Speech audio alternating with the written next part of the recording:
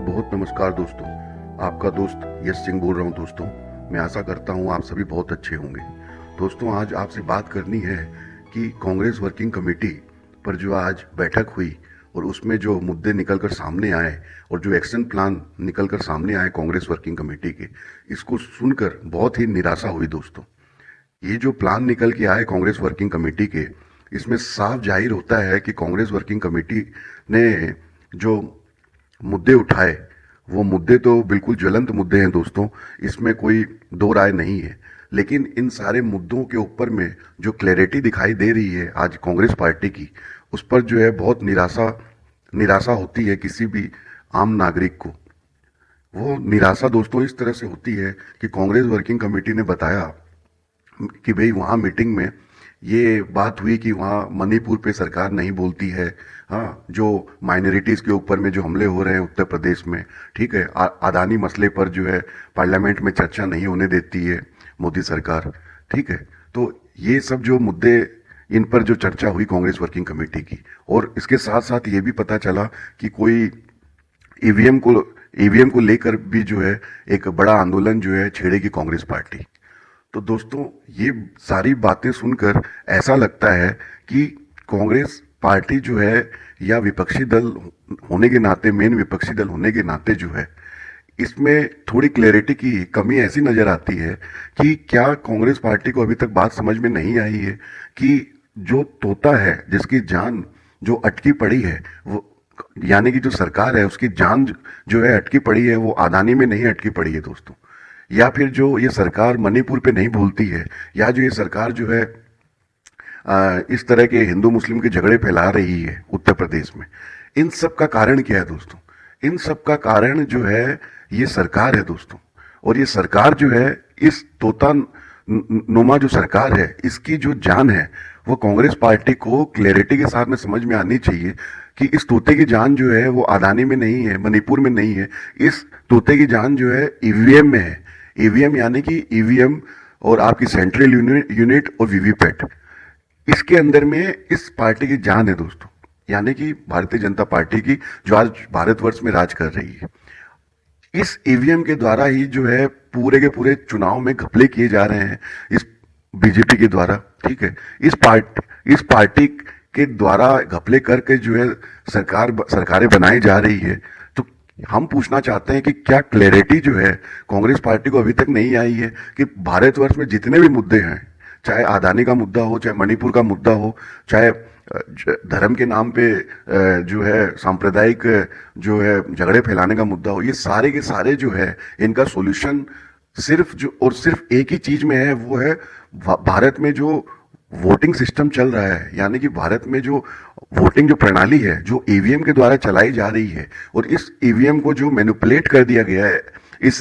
प्रणाली को जो मैनिपुलेट कर दिया गया आज इलेक्शन कमीशन के द्वारा, इसकी वजह से जो है आज ये भारतीय जनता पार्टी जीत के आती है दोस्तों। तो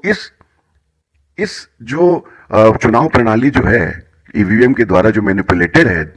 इसको अगर आप इसके ऊपर में आप कार्रवाई करेंगे, ठीक है, और इसके ऊपर में जो है एक जन आंदोलन करके और इसको क्लैरिटी के साथ में इस मुद्दे पर जो है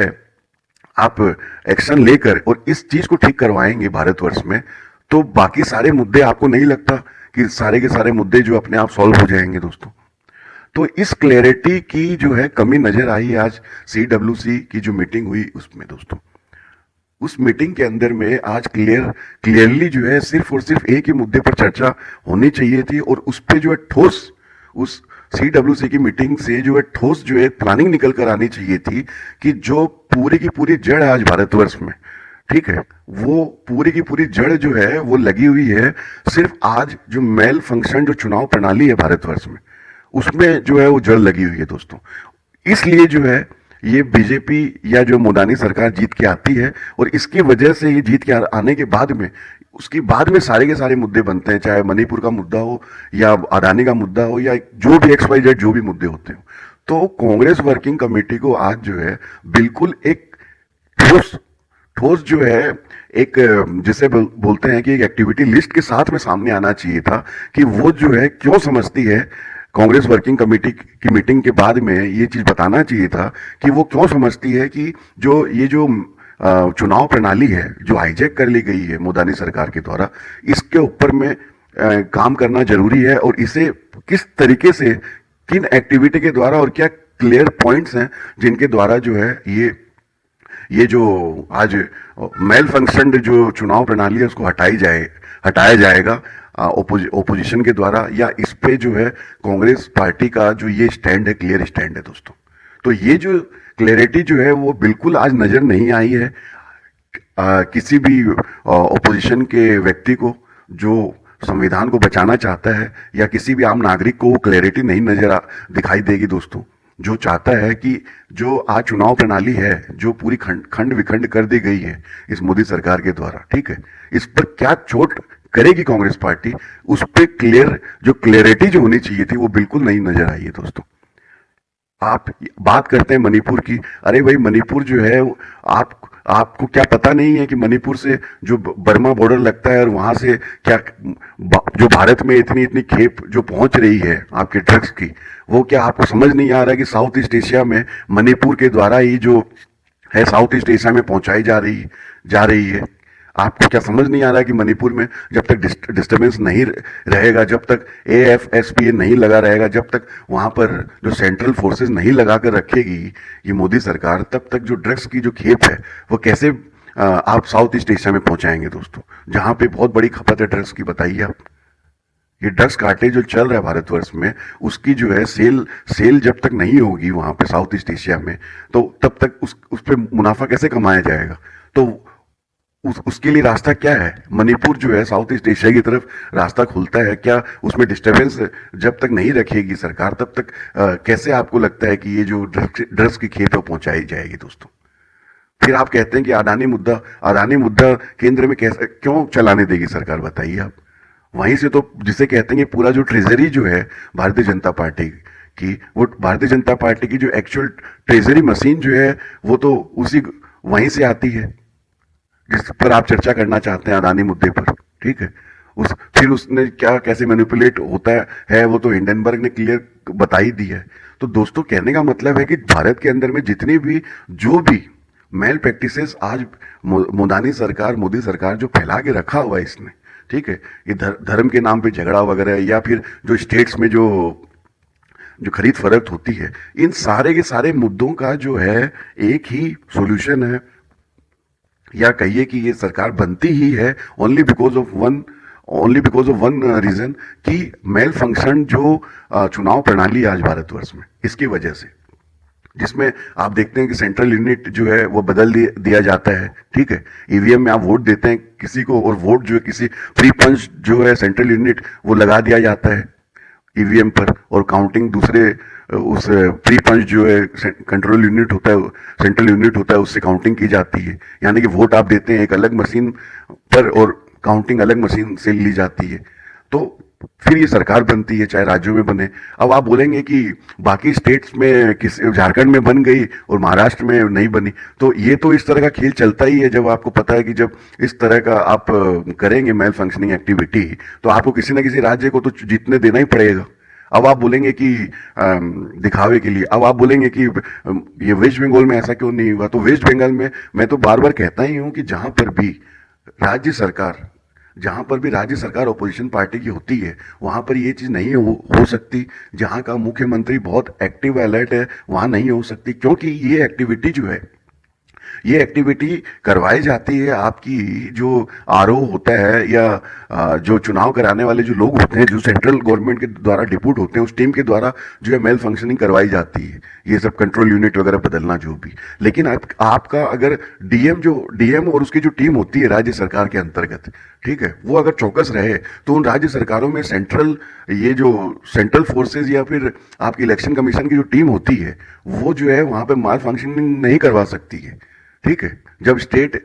मशीनरी के जो लोग हैं वो अगर चुस्त और दुरुस्त रहते हैं तो वहां पर ये घपलाबाजी नहीं किया जा सकता है। इसलिए पश्चिम बंगाल में ममता बनर्जी की सरकार रिपीट हो जाती है दोस्तों। लेकिन जहां पर भी ऑपोजिशन की पार्टी की सरकार नहीं होती है, वहां पे बहुत आराम से जो है ये सब काम किया जा सकता है मेल फंक्शनिंग का, ठीक है। ये इसी तरह उन स्टेट्स में किया जा सकता है जहां का मुख्यमंत्री एक्टिव ना हो, ठीक है। तो कहने का मतलब ये है दोस्तों कि जिन भी राज्यों में आप देखते हैं कि चुनाव जीतती है ओपोजिशन पार्टीज, वो राज्य होते हैं जहां पे या तो पहले से ओपोजिशन पार्टी की सरकार हो, ठीक है, या वहां पे जो है सीएम एक्टिव हो, ठीक है, वहां की स्टेट मशीनरी एक्टिव हो, और वहां पर अगर ओपोजिशन पार्टी की सरकार भी ना हो और अगर ओपोजिशन पार्टी का सीएम हो लेकिन वो एक्टिव ना हो और वहां की स्टेट मशीनरी एक्टिव ना हो, तो वहां जो है इस तरह का जिसे कहते हैं कबाड़ा कर दिया जाता है आपके सेंट्रल गवर्नमेंट के द्वारा। तो दोस्तों, ये जो है ये सारी की सारी बातें क्या समझ नहीं आ रही है आज भी कांग्रेस पार्टी को? और भारतवर्ष में सारे के सारे मुद्दों का जो जड़ है वो अब चुनाव प्रणाली है भारतवर्ष की। क्या इस पे क्लैरिटी नहीं आई है आज तक कांग्रेस पार्टी को? तो दोस्तों, ये क्लैरिटी जो है आज सीडब्ल्यूसी की मीटिंग जो हुई उसमें बिल्कुल नहीं नजर आई सामने,